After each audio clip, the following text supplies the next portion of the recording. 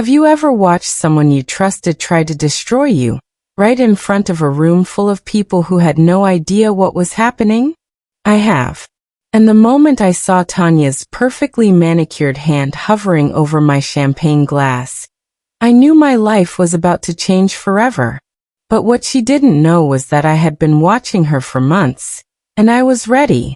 It happened at my own retirement party, surrounded by champagne bubbles and fake smiles. My daughter-in-law Tanya's manicured hand hovered over my glass, and I caught the whole thing in the reflection of a silver serving tray. The white powder dissolved instantly. She smiled at me, that practiced smile she'd perfected over the years. I smiled back. Then, when she turned to greet another guest, I switched our glasses. 5 minutes later, she was on the floor and everyone was screaming. But I'm getting ahead of myself. Let me start from the beginning, because you need to understand how a retired teacher like me ended up outsmarting someone half my age who thought I was too old to notice anything anymore. My name is Helen Ward, and I'm 72 years old. For half a century, I taught history at Lincoln High School, shaping young minds and grading papers until my eyes burned. I married young, became a widow at 45 when my husband died in a car accident, and raised my son Mark alone. People always said I was strong, reliable, the woman you could count on in a crisis. But reliable also meant invisible. People stopped really seeing me years ago. I became background noise, the sweet old lady who baked cookies and never caused trouble. That invisibility became dangerous 3 years ago when Mark married Tanya. She was everything I wasn't. Young, polished, ambitious. She worked in real estate and wore designer clothes I couldn't afford on a teacher's salary. At first, I tried to like her. I really did. She smiled at family dinners and complimented my cooking. But I noticed things. Small things. The way her smile never reached her eyes when she looked at me. How her voice changed when Mark left the room. The whispered phone calls that stopped abruptly when I walked in. 6 months before my retirement party, something shifted. Tanya stopped pretending to be nice. She started her campaign quietly, so quietly that even Mark didn't notice at first. But I did. Because when you spend 50 years reading teenage behavior, you learn to spot manipulation from a mile away. Tanya was perfect. At least, that's what everyone thought.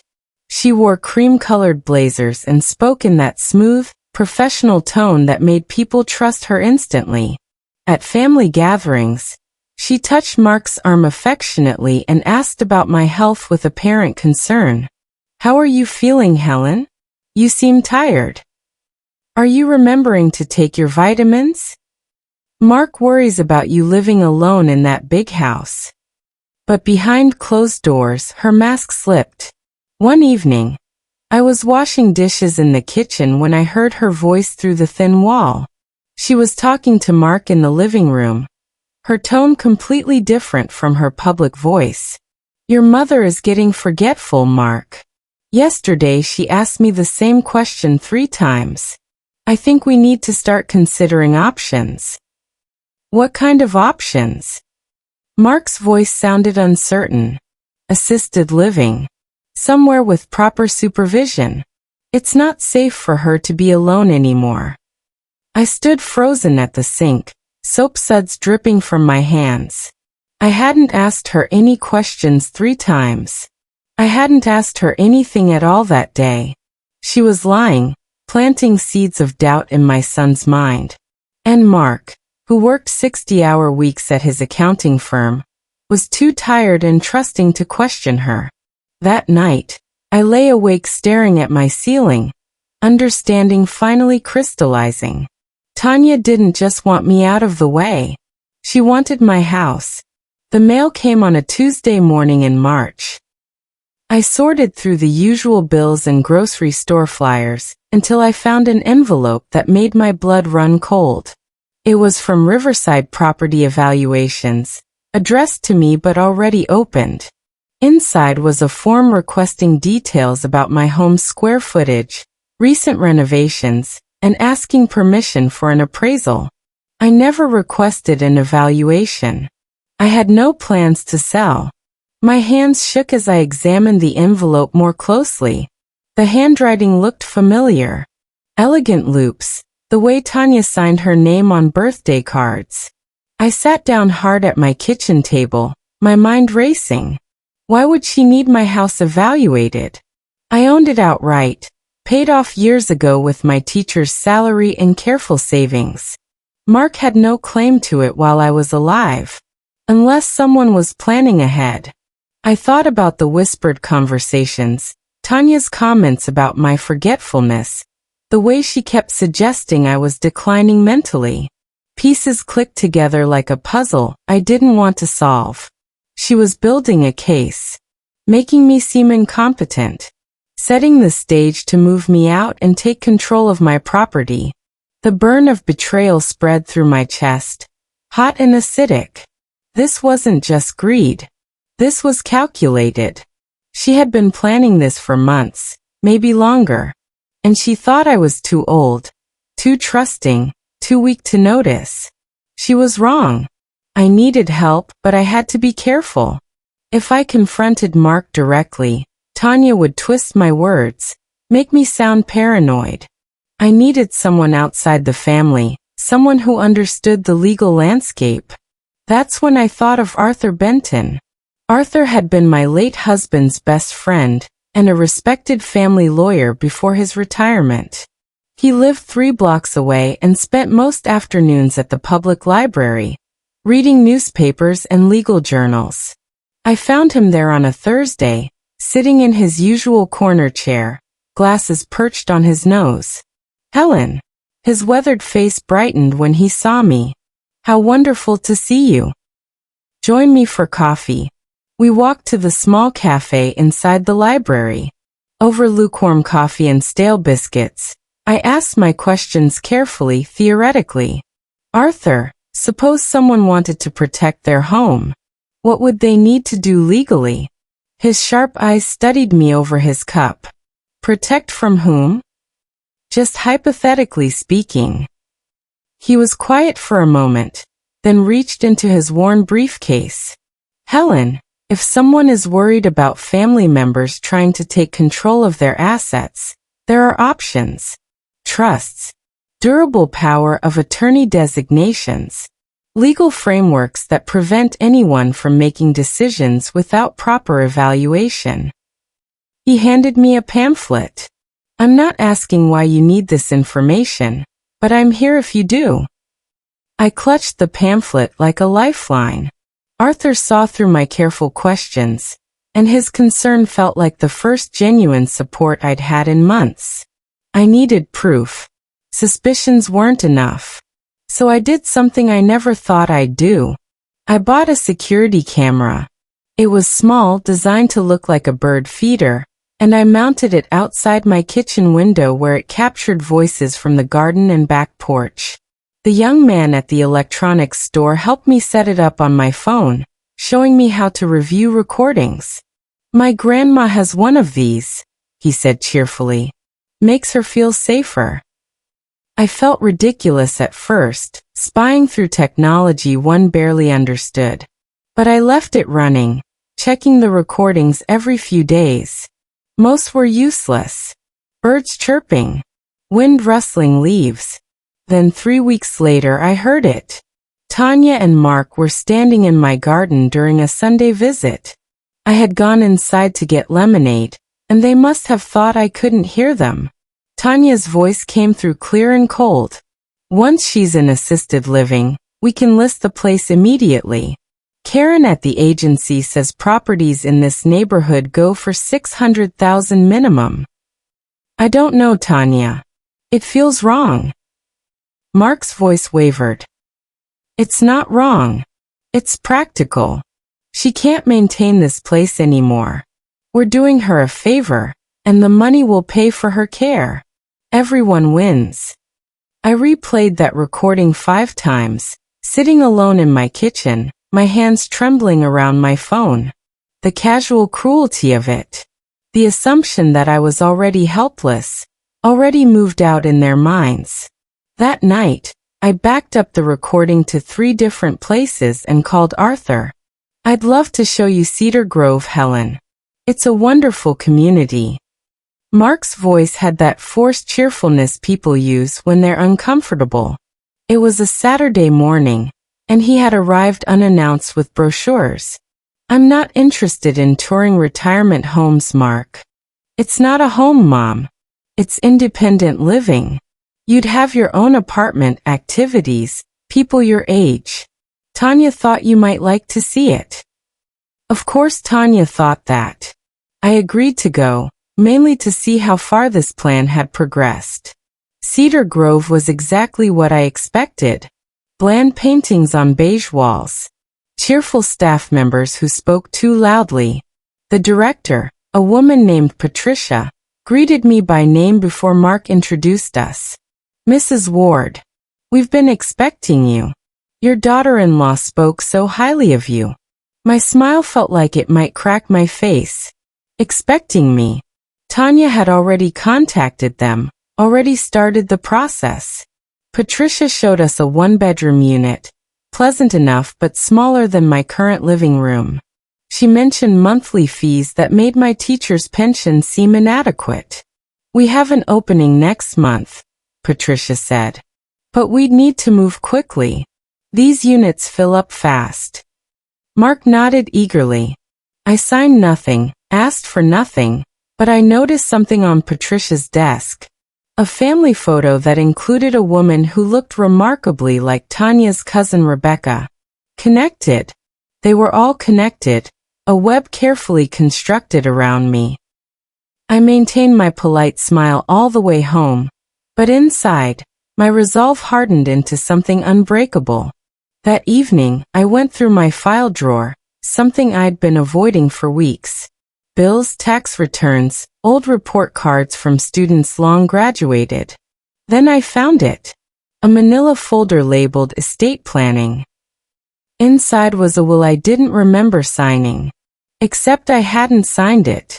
The document was complete except for my signature line, which remained blank. According to this unsigned will, Mark was the sole heir to everything. My house, my savings, my teacher's pension benefits. Everything. I sat back, my breath coming shallow. This must have been the will Tanya wanted me to sign.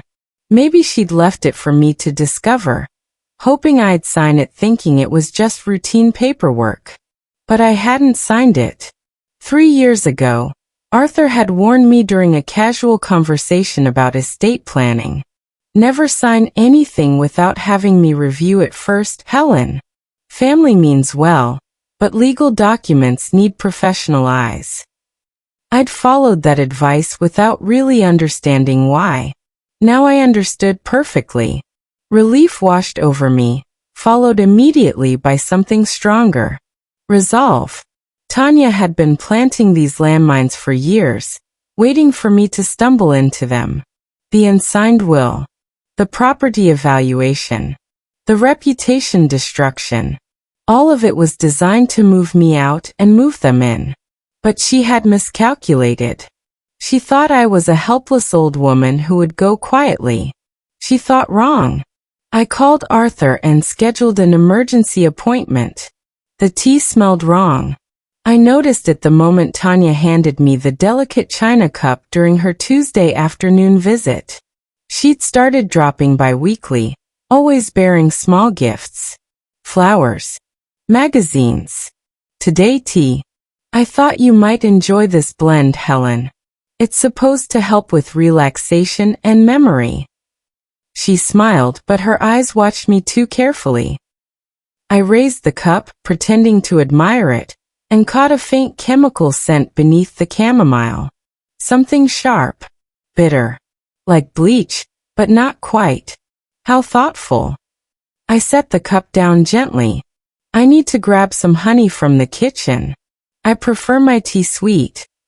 In the kitchen, I stood with my back to her, my heart pounding. Was I being paranoid? Or was this another step in her plan? I thought about the powder at my retirement party, still weeks away. About the recordings. The unsigned will. I made a decision. Returning with honey I didn't need. I saw Tanya had relaxed, checking her phone. Actually, I'm feeling a bit full from lunch, I said apologetically. Would you mind if I saved this for later? Of course. Her smile tightened just slightly. After she left, I poured the tea into a plastic container, sealed it, and labeled it with the date. Then I placed it in the back of my refrigerator behind the milk. Evidence, not vengeance. That was my new motto. If Tanya wanted to play a long game, I could play longer. I'd been a teacher for 50 years. Patience was my specialty. Arthur's office smelled like old books and lemon polish. He listened to everything without interrupting. The recordings. The unsigned will. The tea incident. When I finished, he leaned back in his leather chair, his expression grave. Helen, this is serious. What you're describing could be elder abuse, potentially criminal. I don't want the police. Not yet. I want protection. He nodded slowly. Then we create an airtight trust. You maintain complete control during your lifetime. No one can sell your property without an independent medical evaluation of your competency, and that evaluation must be performed by a doctor of your choosing, not theirs. We spent 3 hours drafting documents. Arthur called in his former colleague, still practicing, to make everything official. By late afternoon, I had a living trust, an advance directive, and a durable power of attorney naming Arthur's colleague as my representative, not Mark. If Tanya tries to have you declared incompetent, she'll hit a legal wall, Arthur explained. And if anything happens to you, your house goes to the historical society you love, not to your family. Signing those documents felt like strapping on armor. My hand was steady as I wrote my name across each page. Arthur walked me to my car afterward, his hand gentle on my shoulder. You're doing the right thing. Protecting yourself isn't selfish, Helen. It's smart. Driving home, I felt something I hadn't felt in months. Hope. Tanya had been building her trap for years, but I'd just dismantled it in a single afternoon. The dinner was Tanya's idea. A family meal to discuss the future, she'd said when she called. I knew what that meant. She was ready to make her move. I arrived at Mark's house with a casserole and my best poker face. Tanya had set the table beautifully. White linens. Good china. Like a stage set for a performance. We ate my casserole and made small talk until dessert. Then Tanya struck. Helen, Mark and I have been thinking. Since you're retiring soon, maybe it's time to simplify things. Simplify how? I kept my voice mild. Mark shifted uncomfortably. Mom, your house is a lot to maintain. The property taxes alone are significant. We thought maybe you could transfer ownership to us now. Let us handle the upkeep, and you could stay there as long as you want. It would just make things easier legally. Transfer ownership while I stayed as their guest in my own home. Brilliant. They'd control everything while I had nothing. That's a big decision, I said slowly, playing confused. I'd need to think about it. Of course. Tanya's voice was honey-sweet. But maybe you could sign the paperwork at your retirement party? In front of everyone? It would be a nice symbolic passing of responsibility. She thought she was brilliant, pushing for a public signing where I'd feel pressured to comply. Perhaps, I said vaguely. We'll see how I feel that day. Tanya's smile widened, confident. She thought she'd won. Under the table, my hands clenched into fists. Let her think that. Let her feel secure. My party was 2 weeks away, and I had plans she couldn't imagine.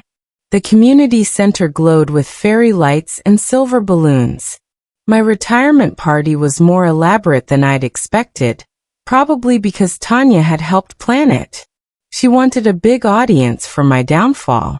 I wore my best blue dress and smiled at colleagues, former students, and neighbors. Everyone who'd touched my 50-year teaching career seemed to be there. The refreshment table held champagne flutes, sparkling cider, and an elaborate cake with "Congratulations, Helen," written in flowing script.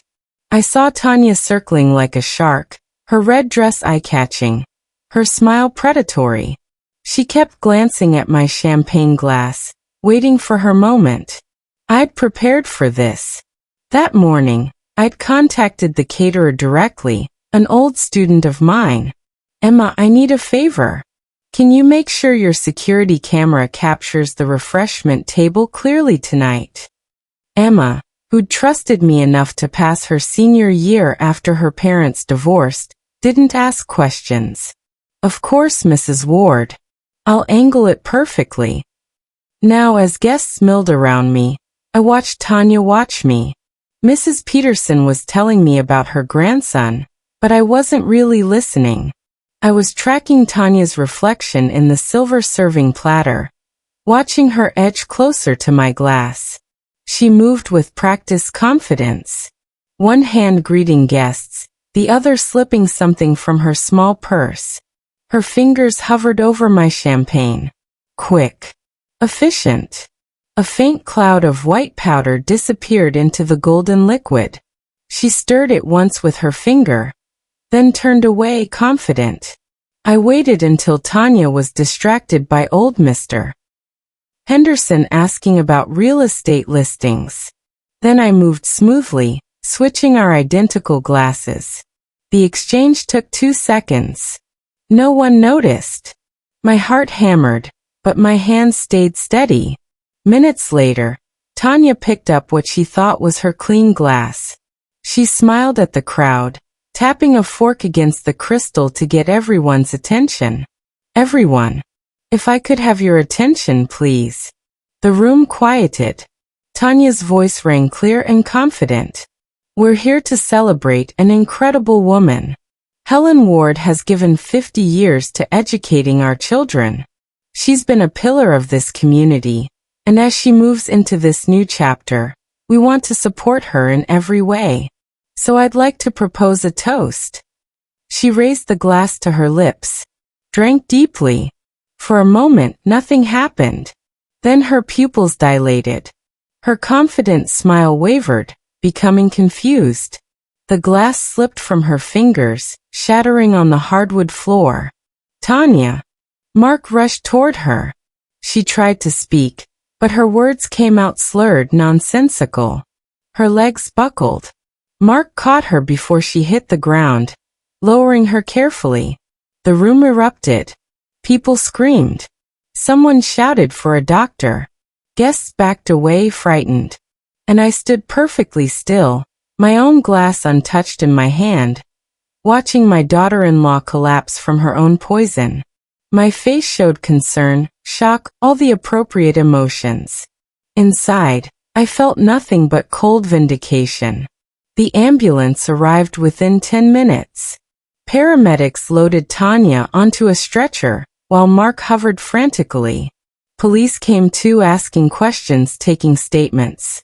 Mark turned to me, his face white with shock and something else. Suspicion.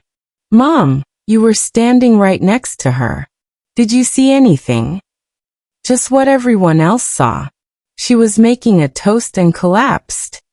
"But your drinks were right there together." His voice carried an accusation. Officer Ramirez, young but thorough, stepped closer. "Ma'am, we'll need to take both glasses as evidence. Can you tell me which was yours? The one I'm still holding." I offered it calmly. I hadn't drunk from it yet. "And you didn't touch the other glass?" "Mrs. Martinez's glass. Why would I?" My voice stayed steady, confused. "Perfect." They collected the shattered glass from the floor, took my full glass, and interviewed witnesses. But it was Emma, my former student and the caterer, who changed everything. Officers, I have security footage. My camera records the whole refreshment table. She showed them her tablet, and I watched their faces change as they viewed what I already knew was there. Tanya's hand, the powder, the stirring, all captured in clear digital video. Officer Ramirez looked at me with new eyes. Mrs. Ward, I think you should come to the station to give a statement. Of course. I gathered my purse, dignified and cooperative. Mark stared at me like he'd never seen me before, confusion and something like fear crossing his face. As we left, I glanced back once. The party was ruined, guests whispering in shocked clusters. But I was free. The news spread like wildfire. By Monday morning, everyone in town knew. Did you hear? Tanya Martinez tried to drug her mother-in-law at a retirement party. Helen Ward caught her. Switched the glasses. Can you imagine? I always knew that girl was too polished. Nobody's that perfect. My phone rang constantly. Some calls were supportive. My former colleague Barbara practically shouted, "Good for you. I never trusted that woman." Others were hostile. Tanya's friends called me manipulative. "You set her up," one woman hissed. "You planned this whole thing to make her look bad." My sister Claire called from Oregon. "Helen, what is happening?" Mark called me crying, saying you framed Tanya. I didn't frame anyone. I protected myself. But Helen, she's family. Family doesn't poison family, Claire.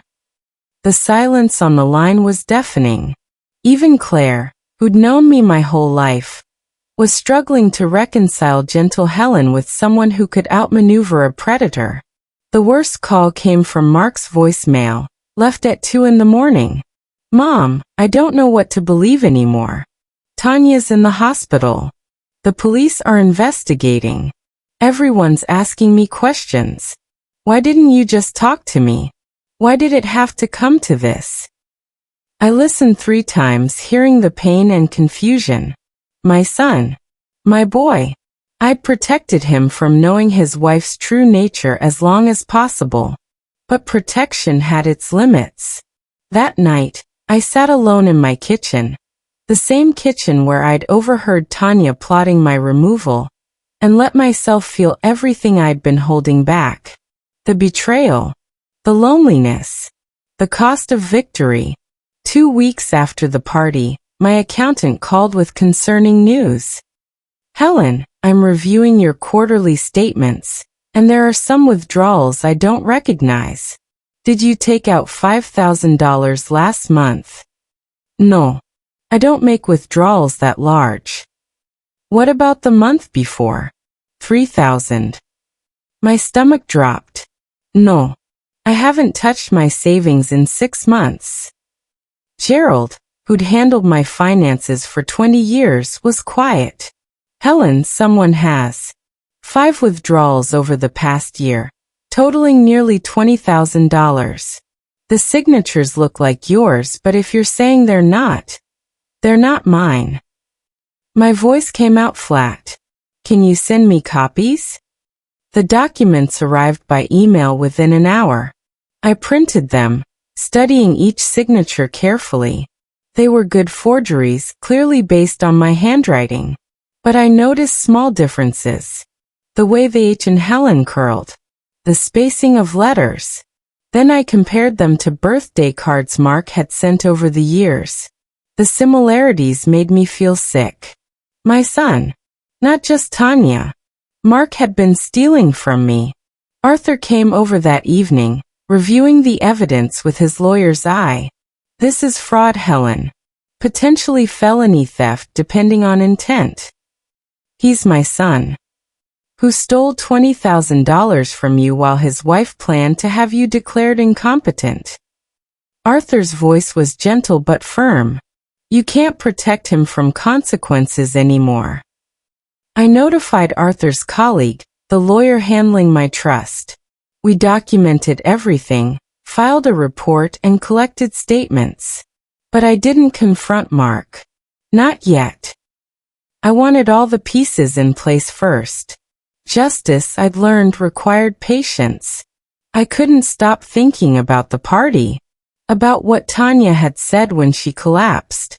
The paramedics had recorded it in their report, confused slurred words they'd attributed to the drug's effects. Wrong glass. Wrong one. Supposed to be Loopy, not me.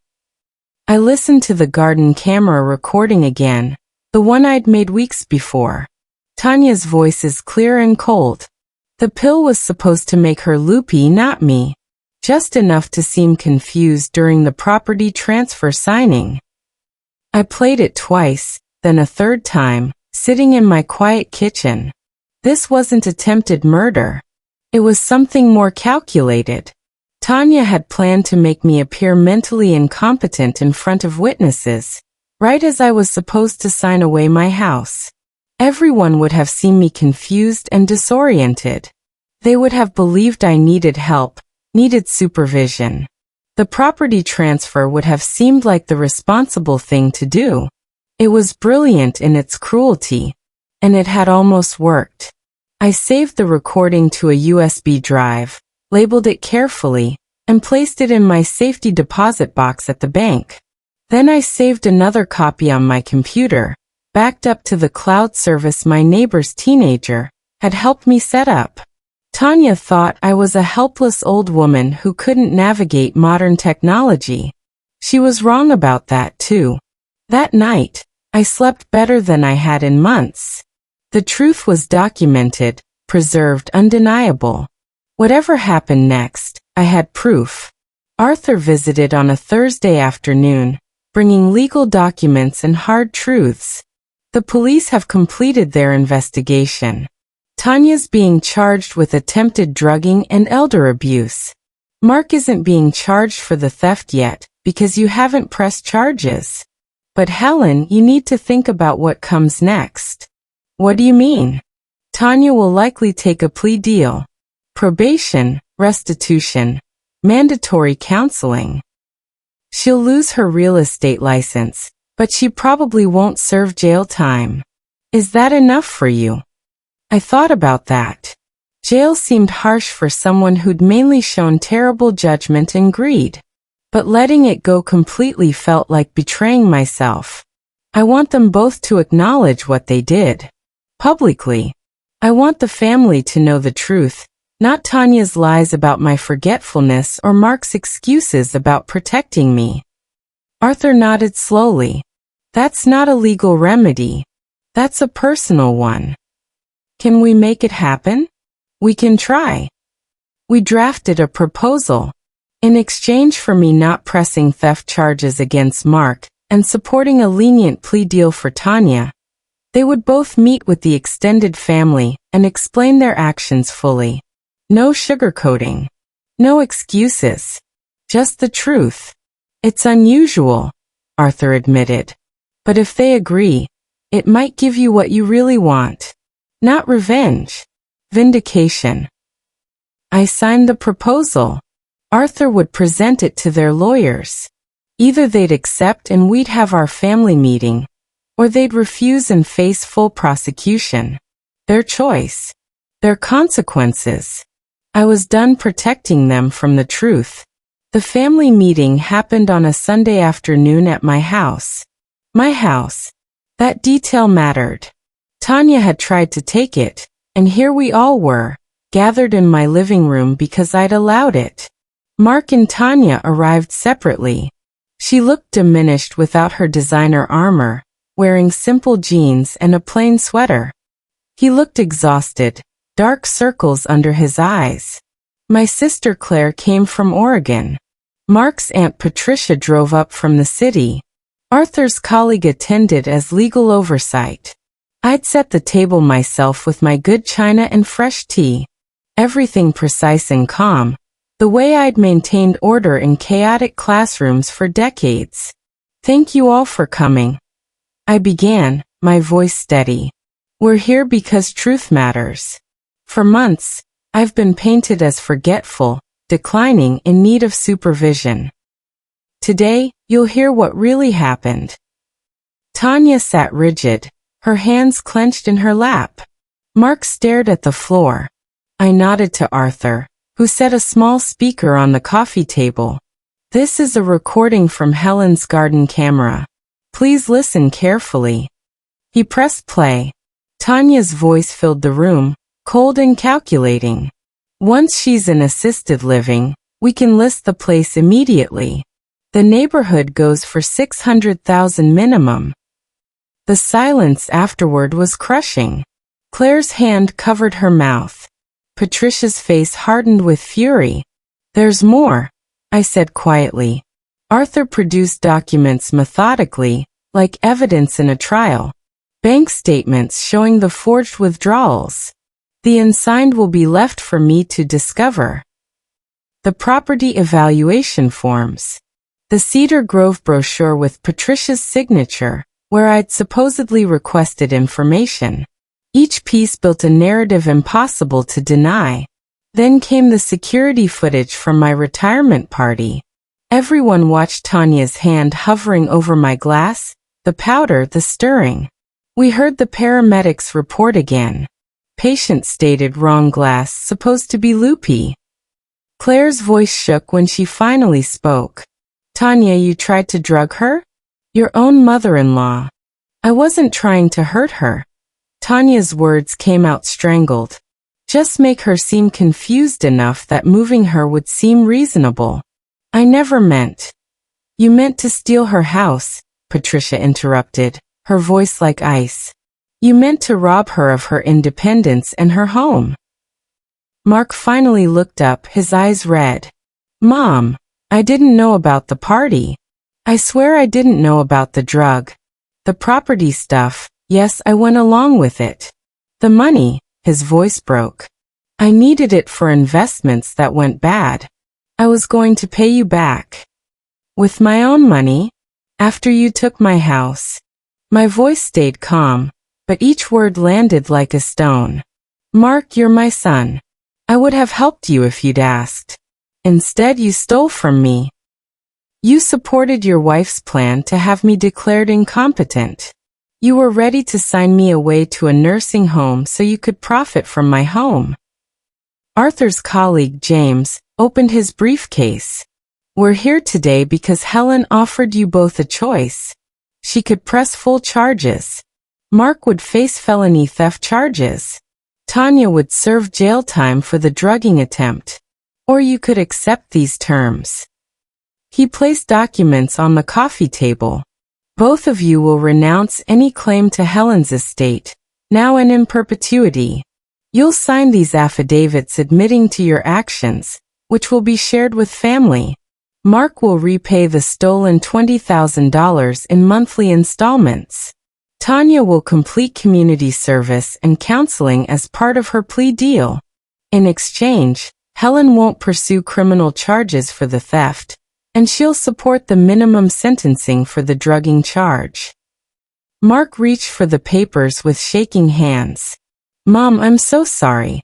I never meant to hurt you. But you did hurt me. Both of you. I looked at them, these two people who'd plotted my downfall.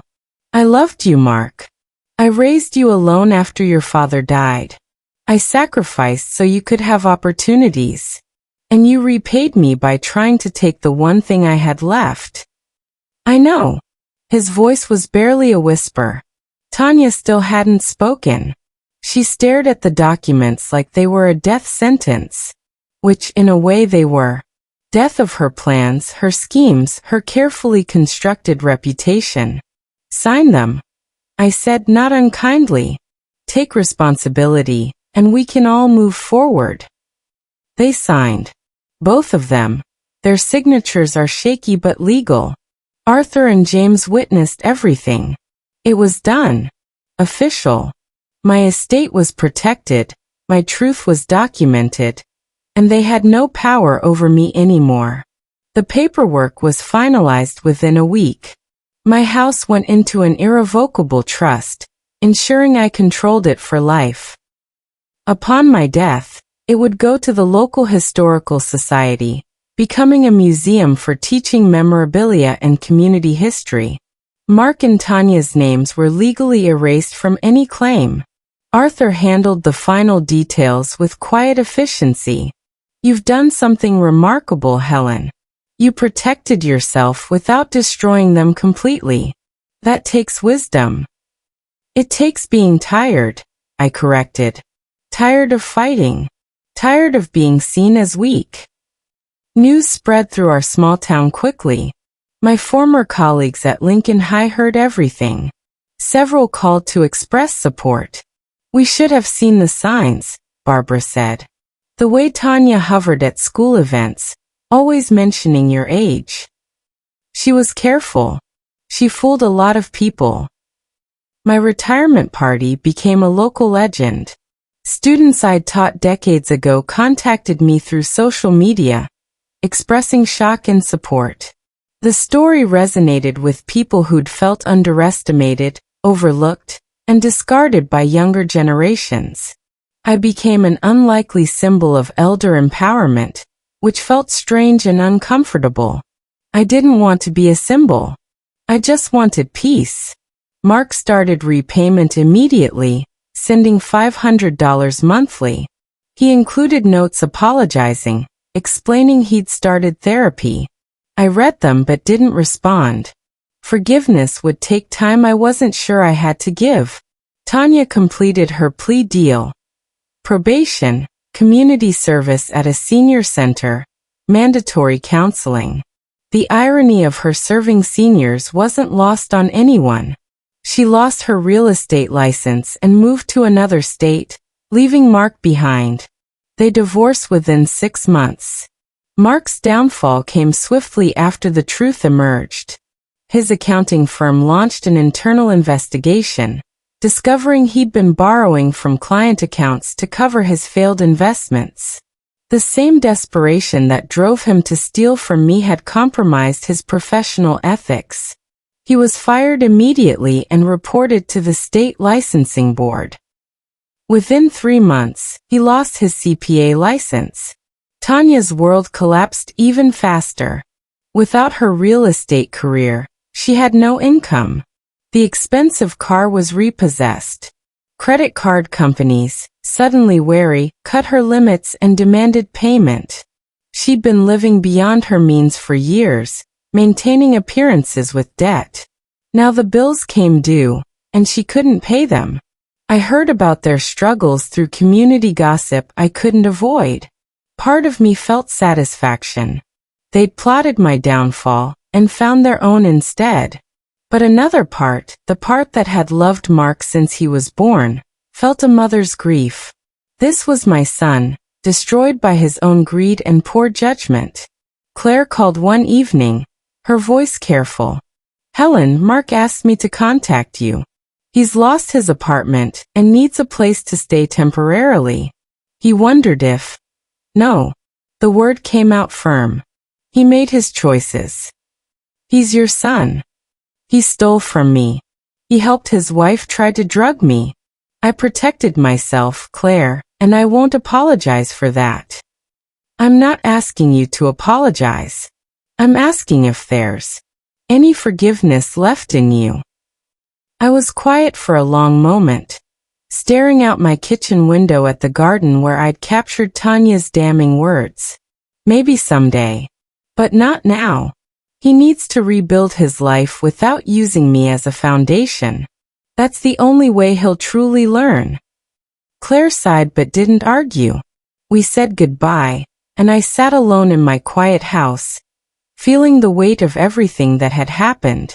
Victory didn't feel triumphant. It felt necessary, like surviving surgery. Painful but essential. 4 months after the family meeting, an envelope arrived with no return address. Inside was a letter on expensive stationery, Tanya's elegant handwriting filling 2 pages. Dear Helen, I've spent these months in therapy trying to understand why I did what I did. My counselor says I need to take responsibility, make amends. So here's my attempt, though I know words can't undo my actions. I was jealous of you. That sounds absurd, being jealous of someone I tried to hurt, but it's true. You had Mark's unconditional love. You had respect from everyone who knew you. You had a home you'd earned through decades of hard work. I had none of that, just things I'd bought to fill the emptiness. When I met Mark, I thought marriage would give me the stability I'd always wanted. But I brought my damage with me. My mother lost her house when I was 12. We ended up homeless for 6 months. That terror never left me. So I tried to control everything, secure everything, make sure I'd never be vulnerable again. That doesn't excuse what I did. Nothing excuses it. But maybe it explains it. I saw you as an obstacle instead of a person. I dehumanized you to justify my cruelty. I'm sorry, Helen. Truly sorry. I know you'll probably never forgive me, and I don't blame you. I'm working on forgiving myself, which seems impossible most days. I've moved to Arizona. I'm working as a waitress, rebuilding from nothing. Maybe that's appropriate. Maybe I needed to lose everything to understand what really matters. I hope you're well. I hope you're enjoying your retirement in the home you fought to keep. You deserve to win. I deserve to lose. Tanya. I read the letter twice while drinking lemon tea at my kitchen table. The apology felt genuine, more self-aware than I'd expected. But sincerity didn't erase damage.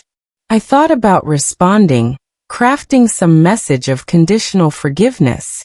Instead, I walked to my fireplace, struck a match, and fed the pages to the flames. I watched expensive stationery curl and blacken, Tanya's elegant handwriting disappearing into ash. I felt no triumph, no satisfaction. Just a quiet closing of a chapter one was ready to finish. Some apologies arrived too late, written more for the apologizer's peace than the victim's healing. I didn't owe Tanya my forgiveness. She'd have to find peace without it.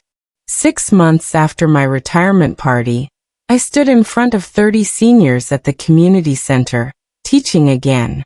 But this time my subject wasn't history. It was survival. Protecting yourself in retirement. Read the banner behind me. The room was full. Elderly faces watching me with hope and worry. People who'd heard my story and wanted to avoid becoming victims themselves. My name is Helen Ward, I began. And I'm going to tell you how my daughter-in-law tried to drug me at my own retirement party, so she could steal my house. Gasps rippled through the audience. I smiled gently. I know that sounds dramatic, but elder financial abuse is the fastest growing crime in America. Family members are often the perpetrators. People who claim to love you while systematically destroying your independence. I spent 2 hours teaching them everything I'd learned. How to protect property with trusts. How to recognize manipulation tactics. How to document everything. How to ask for help without shame. A woman in the front row raised her hand. But weren't you scared? Confronting them like that. Terrified, I admitted. But I was more scared of losing myself. Of becoming the helpless woman they wanted me to be. After class, people lined up to thank me, share their own stories, and ask questions. An elderly man with kind eyes waited until everyone else had left. Mrs. Ward, I taught chemistry at Lincoln High for 30 years. I retired around when you started teaching. I just want to say, you always were the toughest teacher in that building. These kids today, they have no idea. I laughed, really laughed, for the first time in months. Thank you. Though I'm not sure tough is a compliment. It is when you're fighting for your life. Driving home that evening, past the library where Arthur and I had plotted my defense, past the community center where Tanya had collapsed from her own poison, past all the ordinary places where my extraordinary battle had unfolded, I felt something settle in my chest. Peace. Not happiness exactly. Not triumph. Just peace. Y de surviva. I protected myself. I taught one final lesson about strength, dignity, and the power of a woman who refuses to be erased. My house stood waiting, lights glowing warm against the evening sky. My house, mine, earned through 50 years of work and defended through months of careful strategy. I parked in the driveway, gathered my teaching materials, and walked to my front door. Before going inside, I paused, looking back at the quiet street. Never underestimate an old teacher, I said to no one in particular, smiling at my own advice. We know how to take very good notes. Inside, I made tea, settled into my favorite chair, and opened a book I'd been meaning to read for months. Outside, the world continued spinning with its dramas and crises. But in my small, protected corner of it, I was finally, genuinely free. The story of Helen Ward, who switched glasses and changed everything, was over. The story of Helen Ward, who learned to fight for herself, was just beginning. And that story, I decided, would be written entirely on my own terms.